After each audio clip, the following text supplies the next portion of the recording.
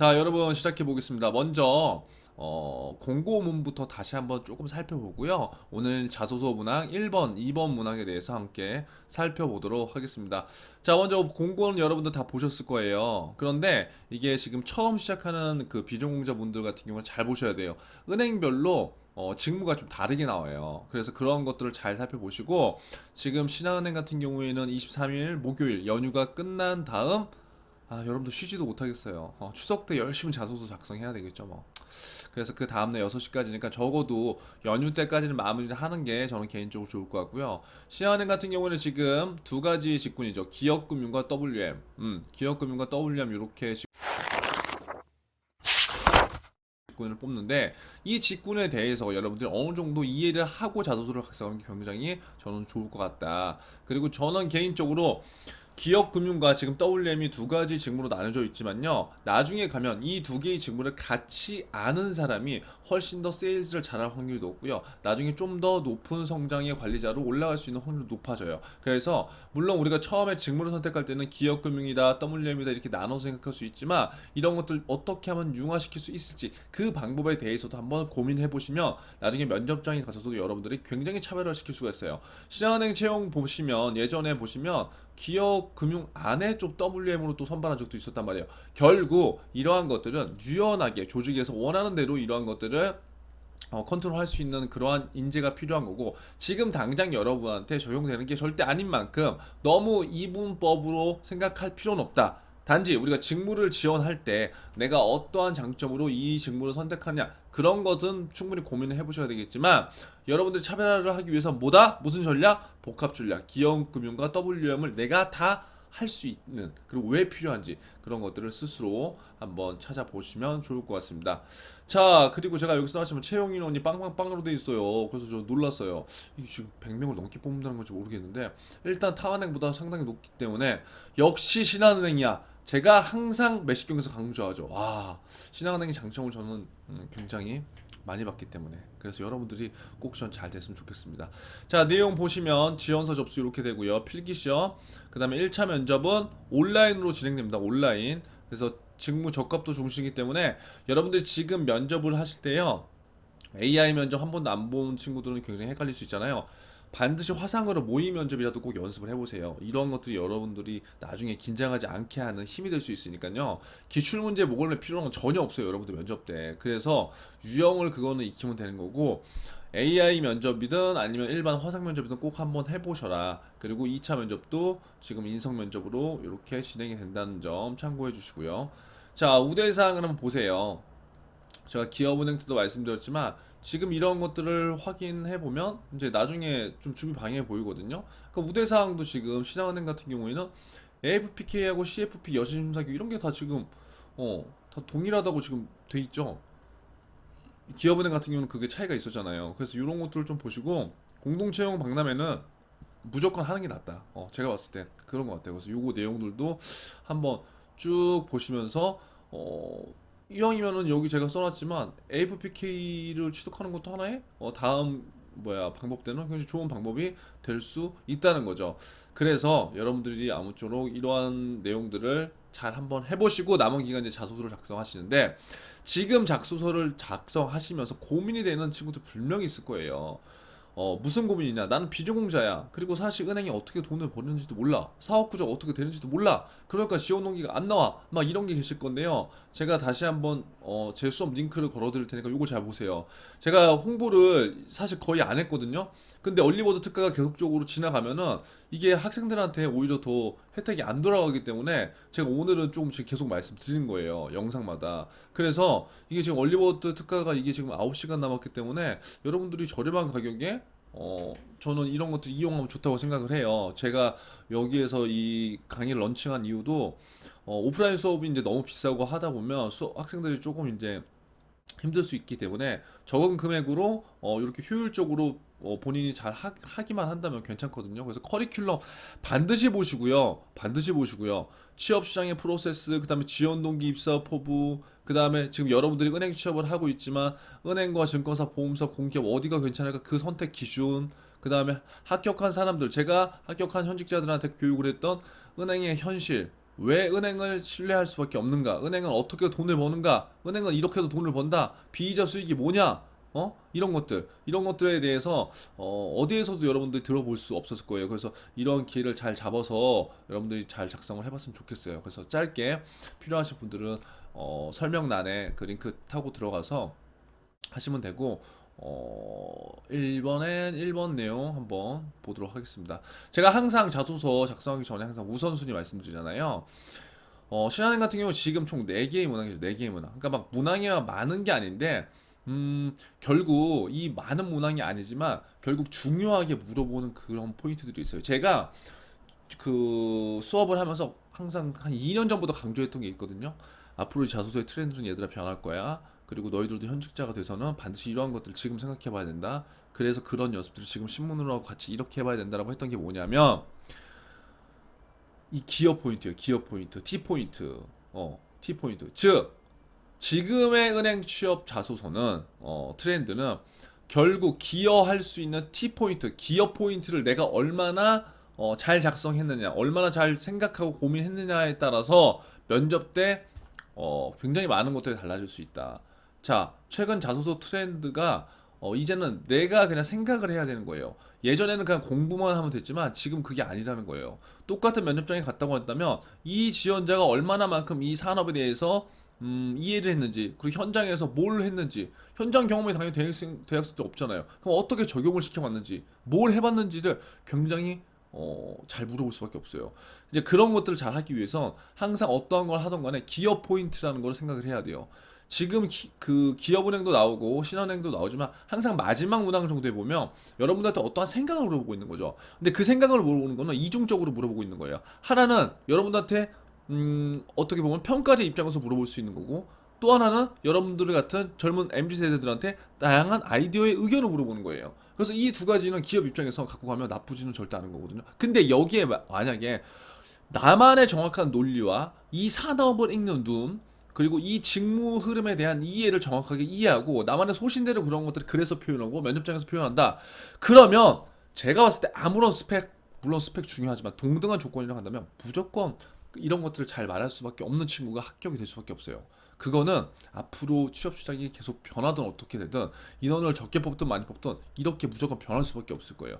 그래서 여러분들한테 제가 드리는 그 공부를 하라는 거는 필기 공부하는 건 누구나가 하는 거다. 그건 공부가 아니라는 거예요. 그 외적인 공부, 즉 기업 포인트들을 만들 수 있는 공부를 해야 된다. 그건 비단 앞으로 금융권뿐만이 아니다. 공공기관을 제외하고 나머지 일반 기업 지원하는 친구들은 무조건 이 기업 포인트에 대한 중요성을 알고 인지해야 된다는 거예요. 자, 4개의 문항이 있는데 이 4개의 문항 한번 쫙 보세요. 성격의 장단점, 성장 과정, 그 다음에 현재 자신에게 가장 큰 영향을 끼친 경험, 인물. 항상 신한은행은요 1번에요 이 성장 과정을 계속 물어봤어요. 그러니까 유일하게 계속적으로 제가 봤을 때 성장 과정을 계속적으로 물어본 은행이라는 거예요. 그 두 번째, 회사를 선택하는 기준. 이거는 예전에 이 기업은행 쪽에서 많이 썼었죠.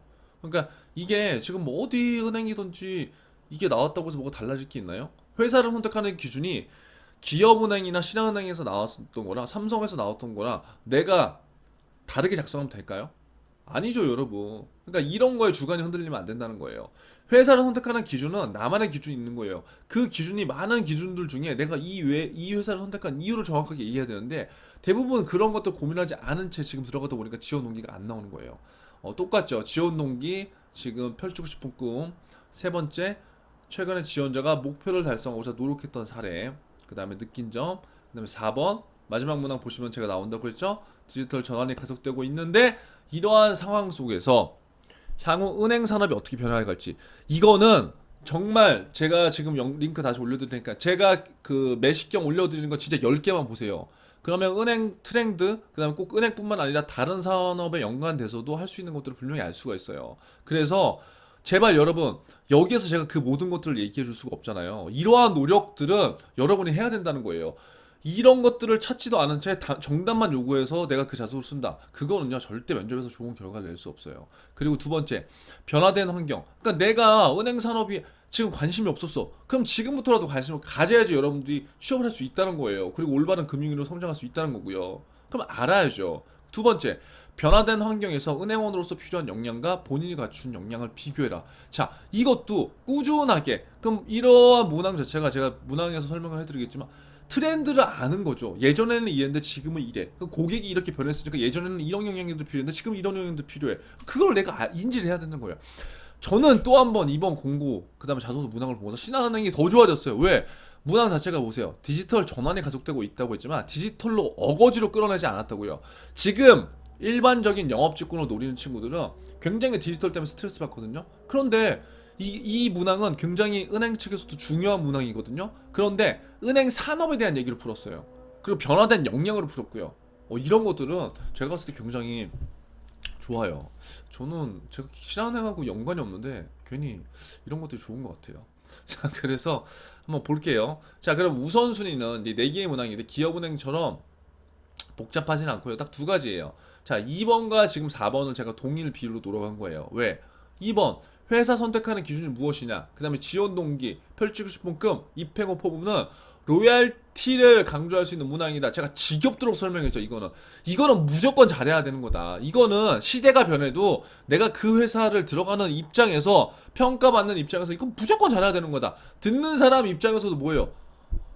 아니, A 플러스 뭐 4.5 맞고 토익 990이고 금융자격증 많이 쓰면 뭐해? 얘 의지가 안 보여. 그 의지가 뭐 말을 잘못했다고 그런 게 아니에요.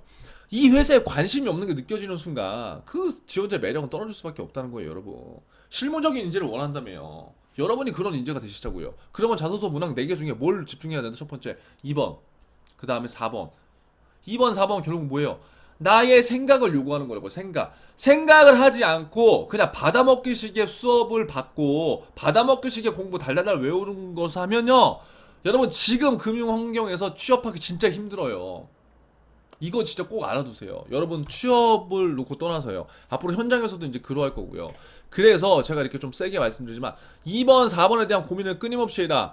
단지 2번 신한은행뿐만이 아니라 여러분들이 앞으로 자소서를 계속적으로 쓰게 될 텐데, 이렇게 내가 생각하고 고민하지 않은 자소서는요, 차별화가 되지 않기 때문에 면접에서도 힘들 수밖에 없다. 하지만 내가 만약에 비록 이 하반기에 실패하더라도 고민해야 될 부분이 정확히 뭐구나, 그리고 앞으로 이러한 부분을 내가 끊임없이 고민하고 노력해 간다면 분명히 그 친구는 상반기, 그리고 늦어도 내년 하반기 안에 무조건 될 거다. 저는 그렇게 생각을 해요. 그래서 고민하셔라.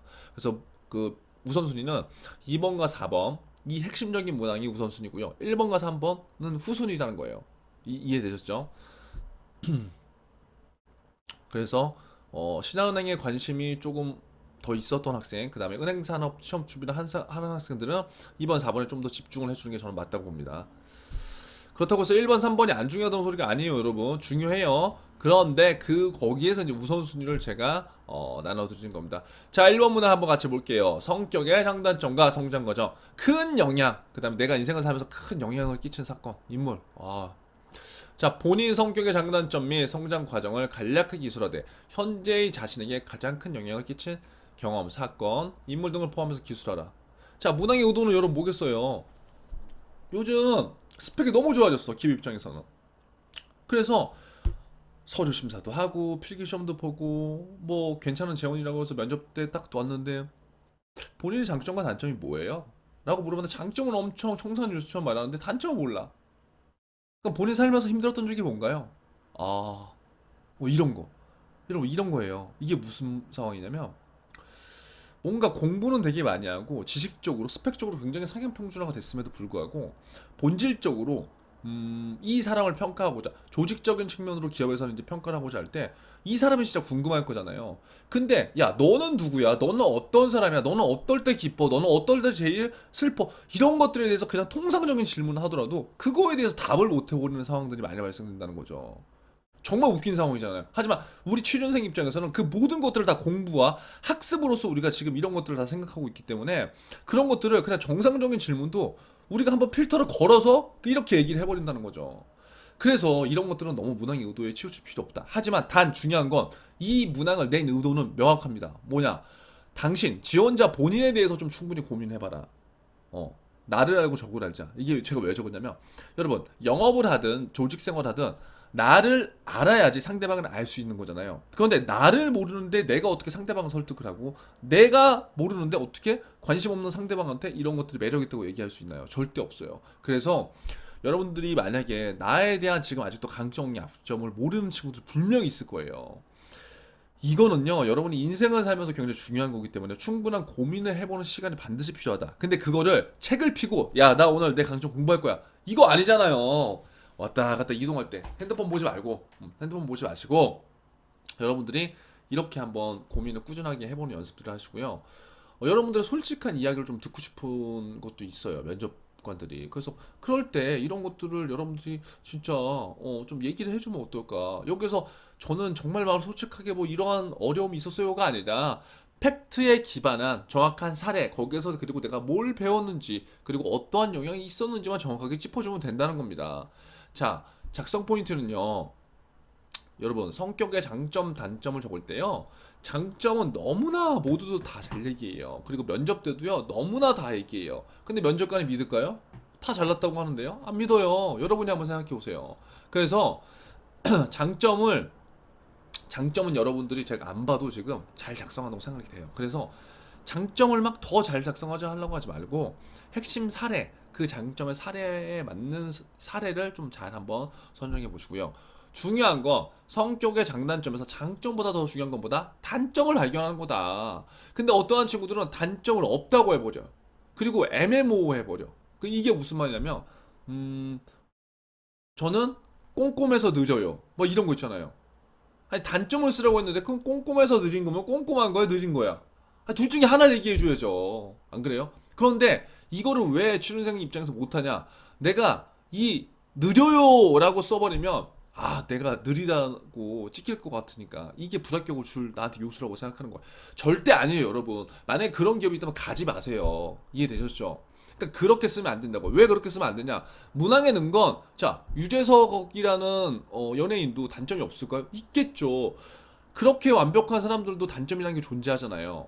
그쵸? 그런데 여기에서 자소서에서 물어본 단점은, 그 단점이 진짜 치명적인 거면 안 되겠지만, 당신이 그 너에 대해서, 스스로에 대해서 잘 알고 있냐, 그것들을 어떻게 보완해서 고치고 노력하냐, 그러니까 그런 것들을 보는 개념인데, 자꾸 단점을 없다고 숨기고 애매모호하게 얘기를 해버리면 진실성 면에서도 이제 면접에 가면 굉장히 이건 좋지 않은 거거든요. 그래서 애매모호함을 버리세요. 그러니까 성격 단점은요, 어떻게 보완해 나가야 되는지가 반드시 있어야 되는 거예요. 어떻게, 아, 내 단점은요 느린 거예요. 근데 느리면 안 되잖아요, 현대 사회에서. 무엇보다 중요한 게 멀티태스킹인데요. 그래서 저는 요즘에 다이어리를 한 개를요 되게 꼼꼼하게 작성한 다음에요, 그 다이어리를 또 하나를 더 만들어서 두 개의 다이어리를 작성하면서요, 시간 관리 이렇게 해서, 예전에는 이렇게 느렸던 것들을 지금 조금은 더 개선해서 이렇게 하고 있어요. 이렇게 할 수도 있는 거예요. 단점이 있는데 그거를 보완하는 거잖아요. 단점이 퍼펙트하게 없어져야 된다, 그게 아니라고요, 여러분. 그렇죠? 아무리 천사라도 성격의 장단점이 분명히 존재한다. 그렇기 때문에 단점을 작성하면 불합격한다는 생각은 버려라.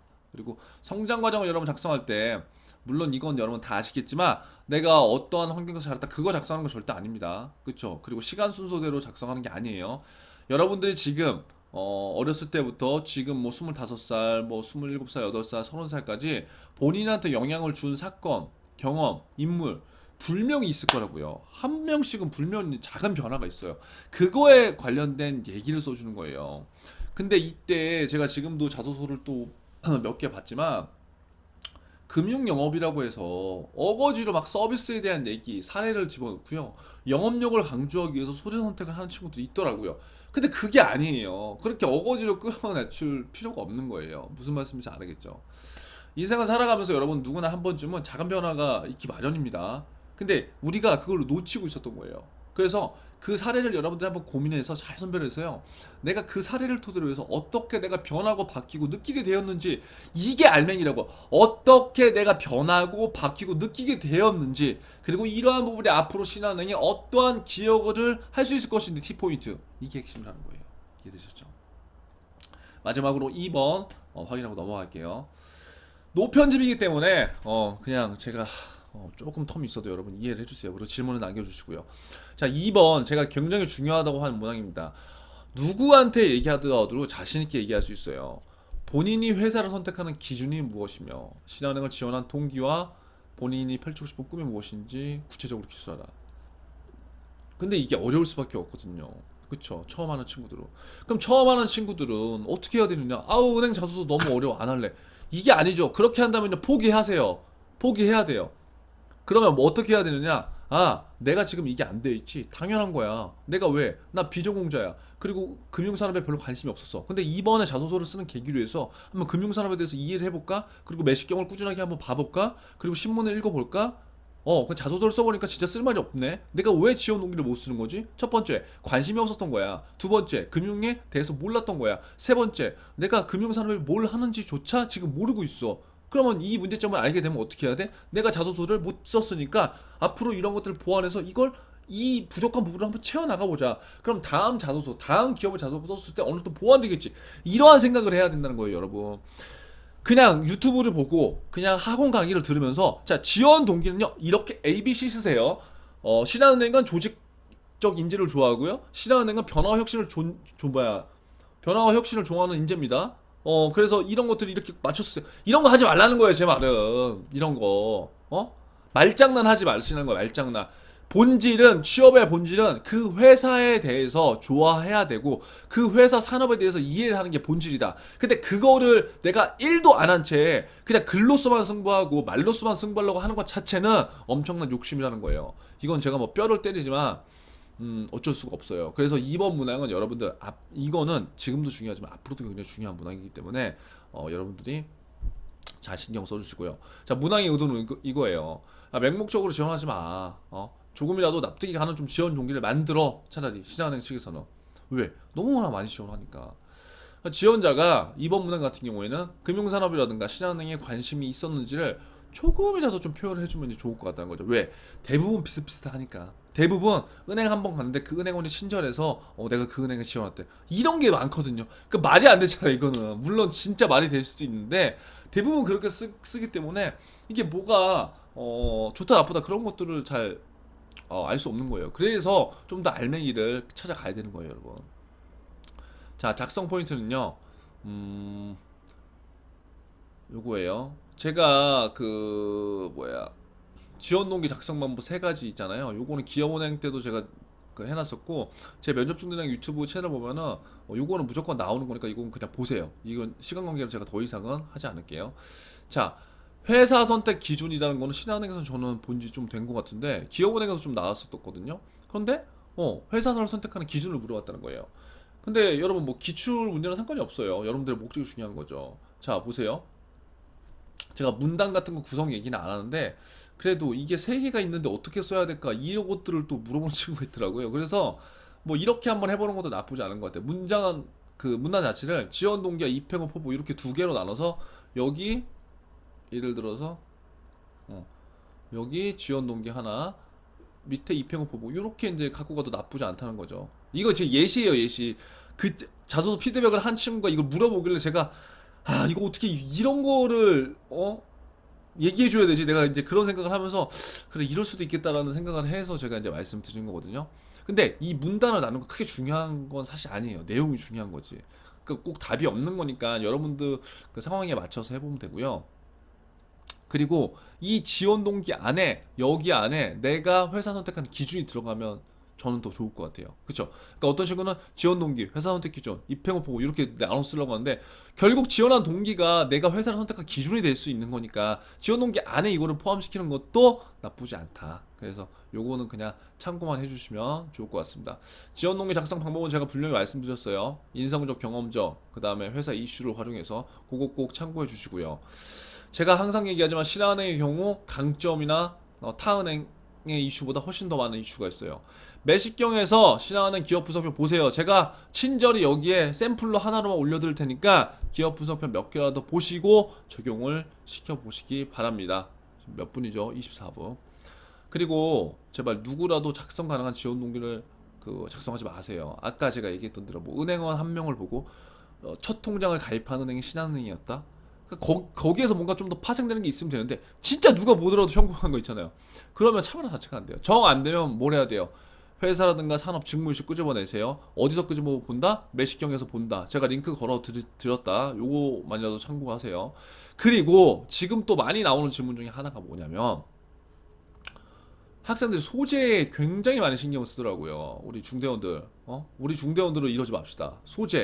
소재는 중요합니다. 소재는 중요한데 그 소재 때문에 합격이 되거나 불합격이 되는 건 아니다. 그 안에 있는 알맹이의 내용이 중요한 거다. 이걸 말씀드리고 싶어요. 어떤 친구가 저한테 이제 이걸 물어봤어요. 이거 굉장히 많이 물어보는 거거든요. 기업금융 나오면. 제가 기업금융 가려고 하는데 소상공인 대출에 대한 얘기를 해보고 싶은데 이걸로 쓰면 안 될까요? 여러분 잘 생각해 보세요. 안 될 이유가 있어요?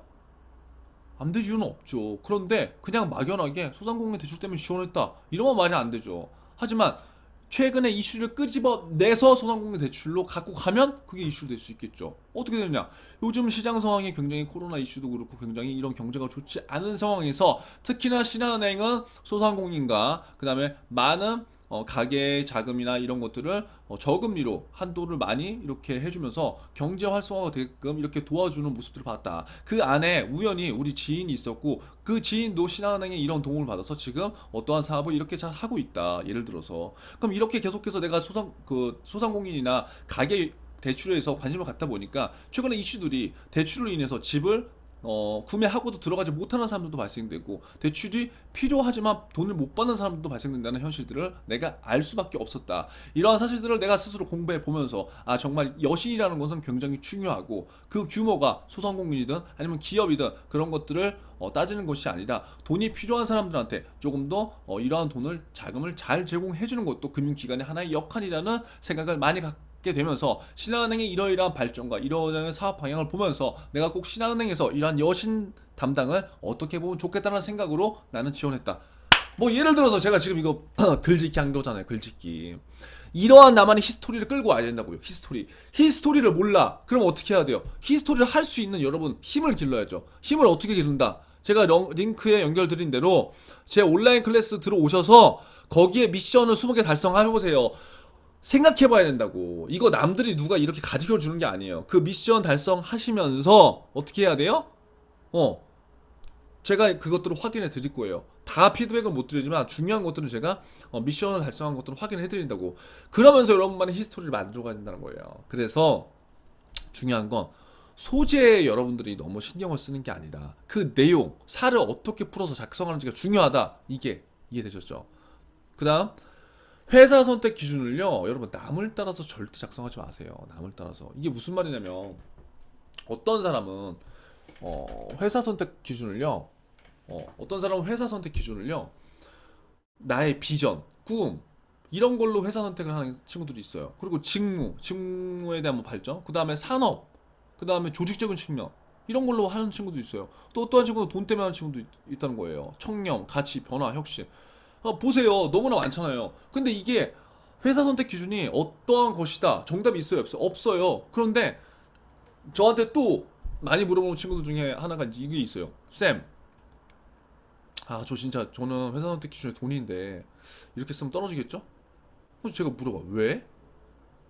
아니 돈 때문에 하면 좀 그렇잖아요. 당연히 돈 때문이라고만 하면 그렇지. 하지만 그 부가적인 이유가 있으면 상관없다는 거예요. 제가 이제 작년에도 저희 학생 중에 지금 현직에서 일하고 있는 친구도 있는데 그 친구는 돈 때문에 그 은행 들어간다고 했어요. 그러니까 중요한 건 뭐다? 소재가 아니다. 돈이란 돈 때문에 들어가는데 이게 내가 어떻게 연결고리가 돼서 이거를 풀어서 얘기했는지가 중요한 거라고요. 이해되시죠?